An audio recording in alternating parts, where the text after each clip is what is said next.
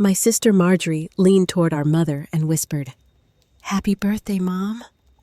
With the same polished smile she saved for charity luncheons and camera flashes. Her husband, Grant, stood behind her refilling glasses, counting the older guests the way a hawk counts rabbits in a field. My 27-year-old son, Caleb, brushed past my shoulder and murmured, "Get your bag." "We are leaving." Smile like nothing is wrong. The flute of champagne in my hand suddenly felt heavier than a brick. The music inside Cedar Grove Event Hall kept drifting through the open doors. Smooth trumpet notes wrapped in laughter, as if this night was made of silk. Outside, the parking lot was damp and dim, lit by buzzing orange lamps that made every puddle look like spilled oil. I thought Caleb was doing what he always did since my husband died 3 years ago. He watched doors, he watched faces, he read rooms like weather. But when his fingers locked around my elbow, knuckles bleaching white, the air in my lungs changed. That was not overprotective son energy. That was adult fear, the kind that does not blink. "What is wrong?" I whispered as we slid through a cluster of my mother's bridge friends. Women with pearl earrings and careful hair. Women who believed family was a photo you framed and never questioned. "Not here," Caleb muttered. "Keep walking. Keep smiling." I have seen that look on my son's face exactly twice. Once when he was 12 and caught his father in a lie that broke our home. Once when an oncologist used the word metastatic and my world started cracking at the seams. Both times, everything collapsed within hours. Caleb got us to the car, shut the doors, and clicked the locks like he was sealing a vault. The hall glowed behind us through the windows. My mother, Evelyn Hart, sat at the head table in a soft rose dress, looking radiant at 86, surrounded by balloons and streamers and people who loved the version of life that stayed tidy. "Mom," Caleb said, voice steady, hands shaking. "Something is very wrong. I need to tell you what I overheard. This is where I should tell you who I am, because I have spent too many years letting other people control the story. My name is Valeria Hart. I am 49 years old. I am the daughter who keeps schedules, pays bills on time, and swallows my opinions so holidays do not turn into wars. Since my husband's funeral, I have been the quiet one, the dependable one, the one who keeps the peace even when the peace costs me something." Caleb pulled out his phone. His thumb hovered over a recording. "I took this 20 minutes ago," he said. "I went to grab your purse from Aunt Marjorie's SUV. They were in the lot. They thought everyone was inside." My stomach tightened. "Play it!" Marjorie's voice came through, muffled but clear enough to burn. "She signed the papers this morning, right?" Grant answered, low and pleased. "Yes. Power of attorney is officially yours now. She thinks it was Medicare stuff." My blood turned to ice. "The deposit for Magnolia Ridge goes through Monday," Grant continued. "Once she is in, we sell the house within 30 days. Market is hot. We clear at least 400,000. I stared at the bright hall and the cake and the balloons and my mother's laughing mouth. Everything looked perfect, too perfect. Caleb stopped the audio. His eyes stayed on mine. "There is more," he said. "They are planning to drug her tonight." The words landed like a hammer. I opened my mouth to speak, but all I could hear was the music inside. Still sweet, still pretending. And I realized something with a clarity that tasted like metal. If they were willing to do this to my mother on her birthday, they were willing to do worse. Caleb leaned closer. "We go to the police. Now." I looked at the hall one last time, at Marjorie's shining smile, at Grant's careful hands, at my mother's trusting face. Then I nodded. "Dial." And as Caleb pressed the call button, my phone buzzed in my purse with a message I had not yet seen. From Marjorie. "Where did you go?" The dispatcher's voice was calm, almost bored, like the world did not just tilt on its axis. 911, what is your emergency? Caleb did not hesitate. "We need to report elder abuse and fraud in progress. My grandmother is at a birthday party right now. My aunt and her husband have a recording discussing a power of attorney scam and plans to drug her tonight." He gave our address, Cedar Grove Event Hall. He described the car. He described my mother. He described my sister's SUV. He described the plan. Then he handed me the phone. "Ma'am, can you confirm your mother is currently safe?" I stared through the windshield. The hall's windows glowed warm and golden, like a postcard. Inside, my mother still laughed at something one of the bridge ladies said, her hands moving as she told a story. Her posture was straight. Her eyes were clear. She looked like herself. "She is safe for the moment," I said, and I hated how thin that sounded. "She is surrounded by people, but they are trying to get her alone." "Do not intervene," the dispatcher said. "Officers are en route. Stay where you can observe. Do not confront the suspects." I wanted to argue. I wanted to run inside and grab my mother like she was a child about to wander into traffic. But I understood what Caleb had already understood. The second Marjorie suspected we knew, she would move faster. She would get creative. Predators always did when the trap started snapping shut. I kept my eyes on the doors. Caleb's phone lit up again. A text from Marjorie. "Where did you go?" "Mom is asking for you." Then another. "Caleb too. Come back. Cake is coming out." The words were syrupy, normal, sweet. That was what made them sickening. She wanted us in the room because she needed witnesses, a stage, a narrative. She needed the party to keep looking like a party. "Respond," Caleb said. "Give her a reason that buys time." My fingers felt stiff as I typed. Went to the car. "We will be right back." I watched through the glass as Marjorie checked her phone. She read my message. She smiled. Then she walked straight to Grant. They spoke close together, heads tilted, shoulders relaxed, like a couple discussing grocery lists. Grant nodded once and glanced toward the parking lot. Caleb slid down in his seat. "Get low." We sank under the window line just as Grant stepped outside. He moved with fake casualness, but he was too direct, too focused. He was hunting. He walked past our car, slow, scanning rows of vehicles. His head turned left, then right. He paused near the entrance, pulled his phone out, and started speaking with the kind of frustration that rises when a plan does not behave. "They are not here," he said. "Cars are here." "They are gone." He listened. His jaw tightened. "No, we stick to the plan," he snapped. "Proceed as scheduled." "Proceed as scheduled." My throat tightened until I could barely swallow. That phrase belonged in an office, not in a parking lot outside an 86-year-old woman's birthday party. It was the sound of people treating my mother like a file folder. Grant turned back toward the entrance. Caleb sat up slowly. His voice dropped to a whisper, but it had steel in it. "They are committed to this. They will not stop because you ask nicely." I looked at my hands. I realized my champagne flute was still in the cup holder, untouched, like an insult. I set it on the floor and felt something shift inside me. It was not panic now. It was a cold, clean decision. For years, my job in this family had been smoothing edges, apologizing first, offering compromises, giving Marjorie what she wanted so the room stayed polite. That version of me was gone. My phone buzzed again. "Marjorie. Where are you, Valeria?" "Do not make this weird." I almost laughed. She did not know what weird was yet. Red and blue lights flashed in the rearview mirror.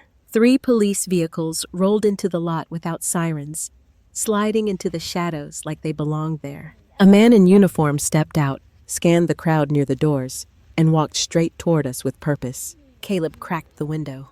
"Are you the callers?" the officer asked. Caleb nodded.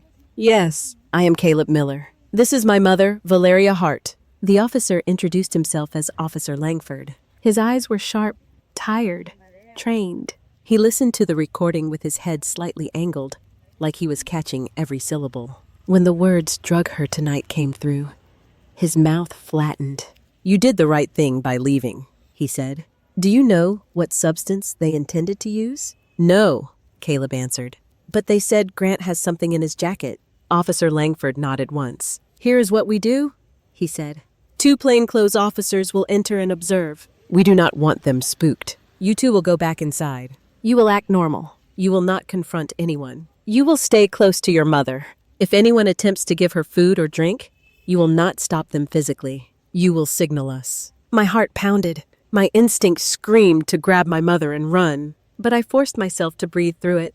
"How do I signal you?" I asked. He pointed, subtle, toward the hall. "One of our officers will be near the coat rack. Gray blazer, short hair. If you need immediate intervention, walk toward the coat rack and say you are looking for your car keys. Say it loud enough." Caleb nodded like he was storing it in a vault. Officer Langford's gaze held mine. "Ma'am, I need you to understand. People who do this are not thinking like family. They are thinking like criminals. Do not give them a private confrontation." I did not tell him I already knew. I had just watched my sister turn her family into a business plan. "Understood," I said.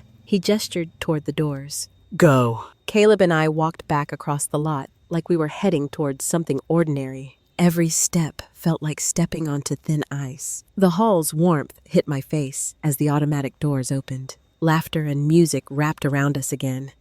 The big band brass trying to convince me the world was safe. Marjorie spotted us immediately. She glided toward us with her bright hostess smile, but her eyes were cutting. "There you are," she said, voice sweet. Mom was worried. "Where did you go?"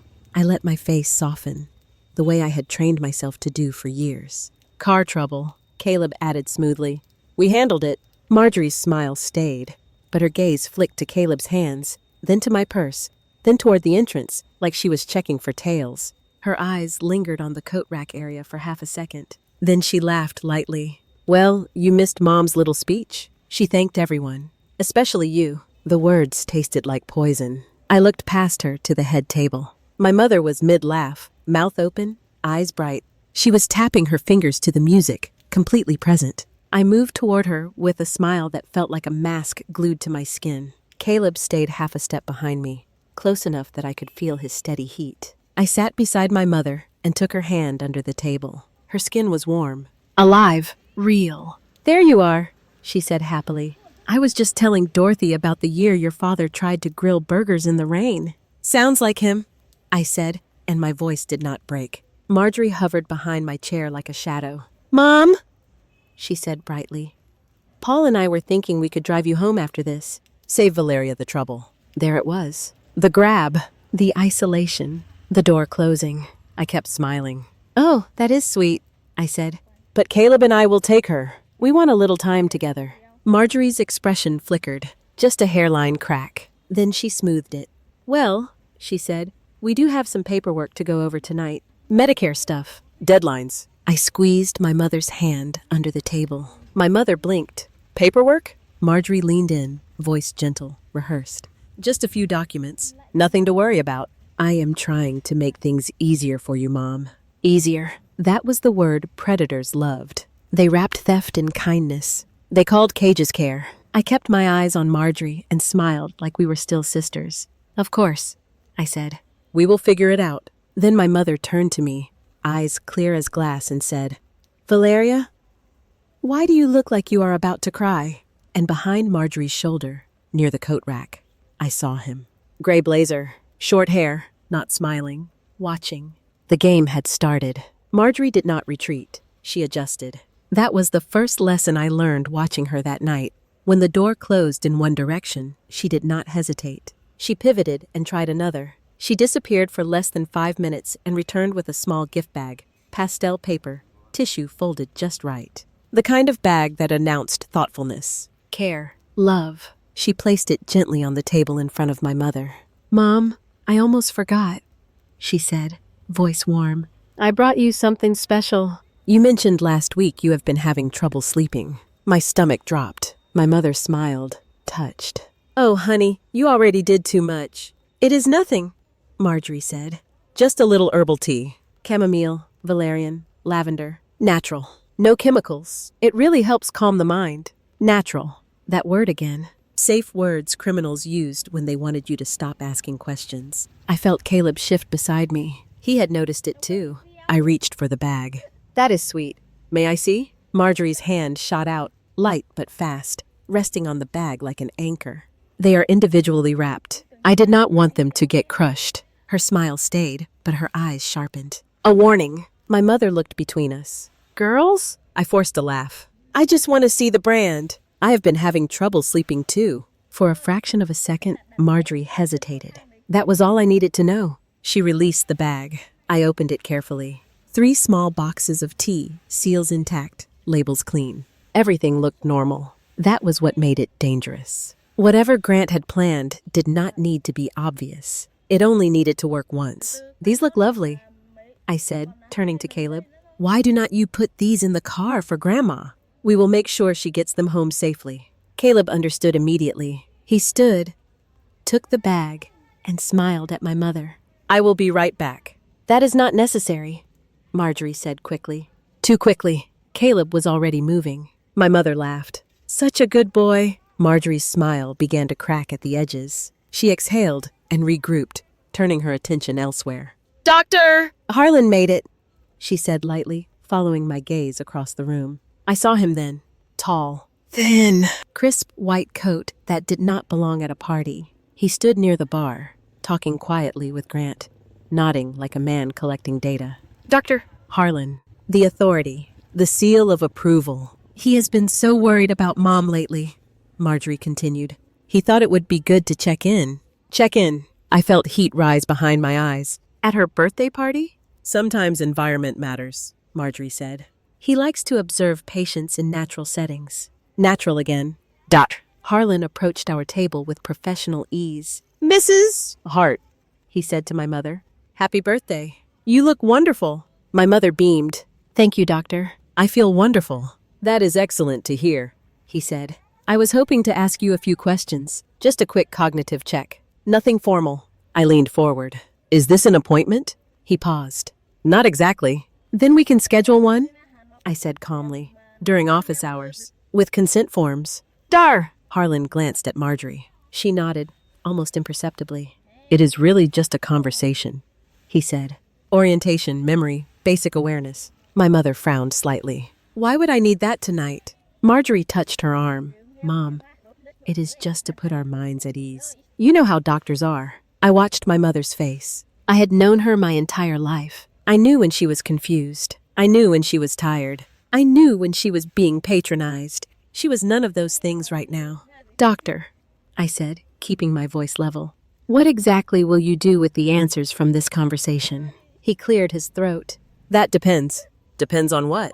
On whether there are concerns. And if there are no concerns, then it remains informal. So if my mother failed, it became documentation. If she passed, it disappeared. The room felt suddenly too small. No, I said. Doctor, Harlan blinked. Excuse me? No, I repeated.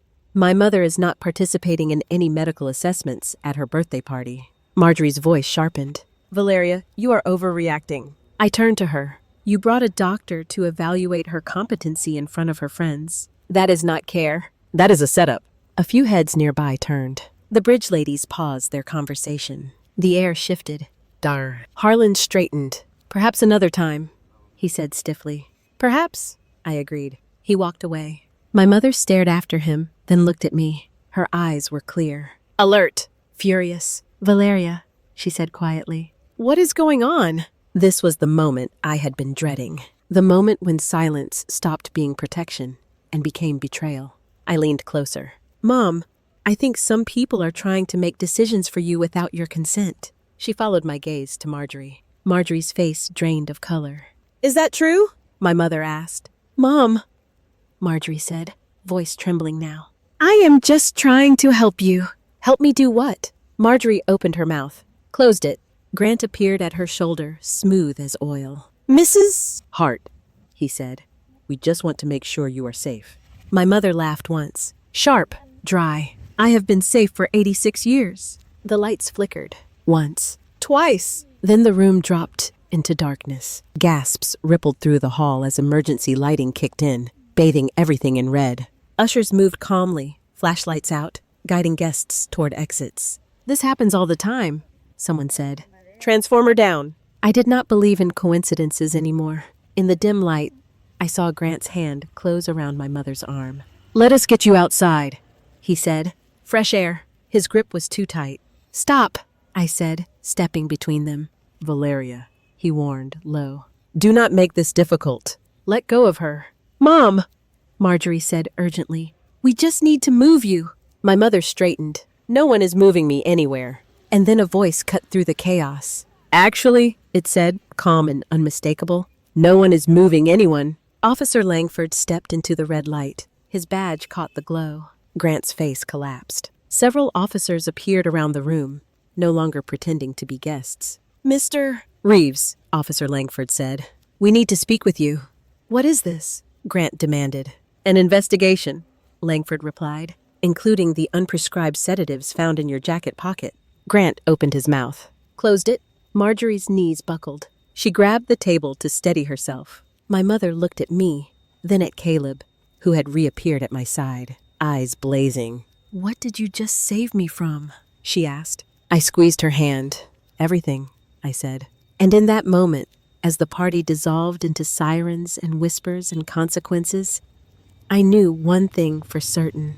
The silence was over. The emergency lights cast everything in red, the kind of color that made familiar faces look dangerous. Conversations broke into whispers. Chairs scraped. Someone laughed nervously, assuming this was a harmless inconvenience. It was not. Officer Langford did not raise his voice. He did not need to. Authority does not shout. It arrives, and the room rearranges itself around it. "Mr. Reeves," he said again, "please step away from Mrs. Hart." Grant's fingers loosened, slow and reluctant, like a man letting go of a ledge. My mother took a step back on her own, chin lifted, spine straight. "I do not understand what is happening," Grant said.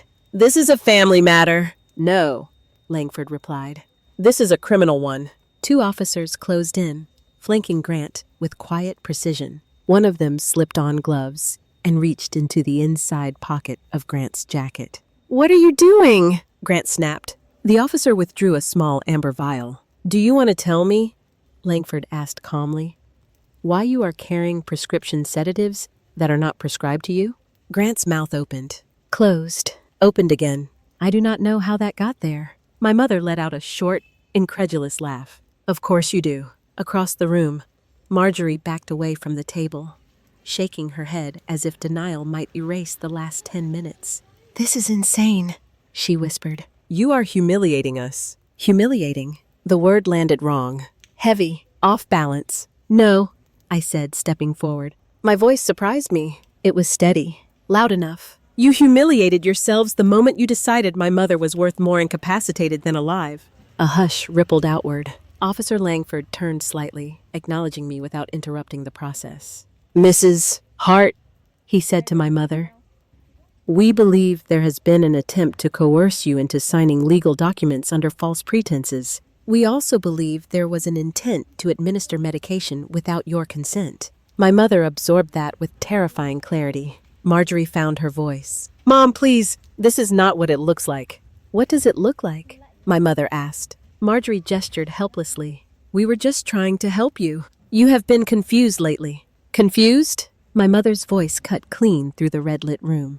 "I hosted this party." I remembered everyone's name. I gave a speech without notes. If this is confusion, it is the sharpest confusion I have ever had. A murmur of agreement rose from nearby tables. Officer Langford's radio crackled. "We confirm the outage," a voice said. "Main power line was deliberately cut. Backup delay system tampered with." My stomach dropped. Langford nodded once. "Thank you." He turned back to Grant and Marjorie. "Someone with knowledge of this building disabled the power to create a controlled evacuation. That increases the severity of tonight's charges." Marjorie's knees gave out. She grabbed the back of a chair and sank into it, sobbing now, loud and uncontained. Grant stared at the floor. The doctor chose that moment to reappear. "Daughter." Harlan stepped forward from the shadows near the bar, hands raised slightly, face composed. "Officer, perhaps there has been a misunderstanding." "I am Mrs. Hart's physician. I have documented concerns." "Documented where?" Langford asked. "In her medical file." Langford gestured to another officer, who approached Doctor Harlan with a tablet. "We would like to see those records." "Doctor." Harlan hesitated. "Patient confidentiality is waived," Langford said, "when there is evidence of fraud and conspiracy." The tablet chimed. The officer's brow furrowed. "These records are inconsistent," he said.